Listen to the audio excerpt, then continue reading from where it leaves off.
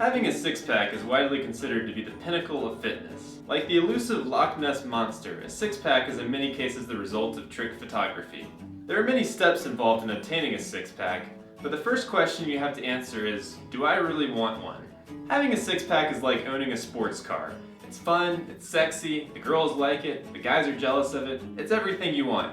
But they are also high maintenance. Pretty soon you're going to be trading your sports car in for something more pedestrian because you're tired of paying $500 for an oil change and borrowing your wife's minivan anytime you want to cart around more than one person. And pretty soon you're going to be trading in your six-pack for a nice keg because a life without pizza is not a life worth living. But Zach, you say, I want to attract all the ladies with my killer abs, brah. It's true that women are attracted to a six-pack, at first. But if you enter into a monogamous relationship with one of these ladies, the dynamic changes. You may think that having washboard abs will make your lady want to do the no pants dance with you, but it could have the reverse effect.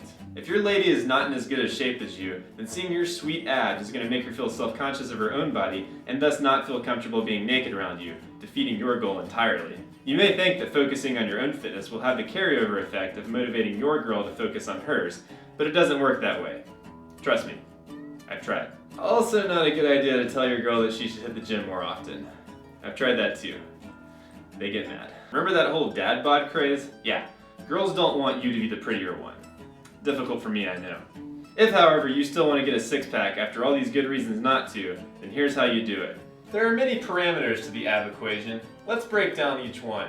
The first step in the ab equation is to strengthen your abdominal muscles. This is the one that everyone goes to first, and they usually do it wrong. Ab exercises like crunches, sit-ups, and leg raises can strengthen your abs, but if you have tight hip flexors, and you probably do, then they're going to steal the show and your abs aren't going to get as good of a workout. Better exercises to do that target the abs are ab rollouts, planks, and stomach vacuums. And don't just work out your abs. Do your squats, do your deadlifts, and do your overhead presses, lest you want to be a skinny guy with a six-pack. The second stage of the ab equation is much more important and done with much less enthusiasm because it isn't very fun. It is, of course, your diet.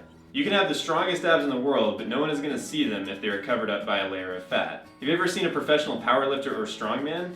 These guys have extremely strong cores and are capable of lifting weights that you can't even dream of, but they more than likely just look like fat guys. This is because they have no need to have a six-pack, and getting one may actually inhibit their performance as it would necessitate losing some muscle. In order to get your abs to show, you need to cut your body fat percentage down to a pretty low level. How low? Well, that depends on everyone's favorite factor, genetics. People store fat all around their bodies, but your genetics will determine where your body likes to store most of its fat. If you store a large portion of your body fat in your midsection, then you may have to cut down to a very low and possibly unhealthy body fat percentage in order for your abs to show. Some guys can be 15% body fat and have visible abs, other guys might have to cut down to 5% body fat to have visible abs. Girls will necessarily have larger body fat percentages. To cut fat, you'll need to lose weight, and to lose weight, you'll need to eat less in total, and the foods you do eat need to be clean. Now, what foods are clean?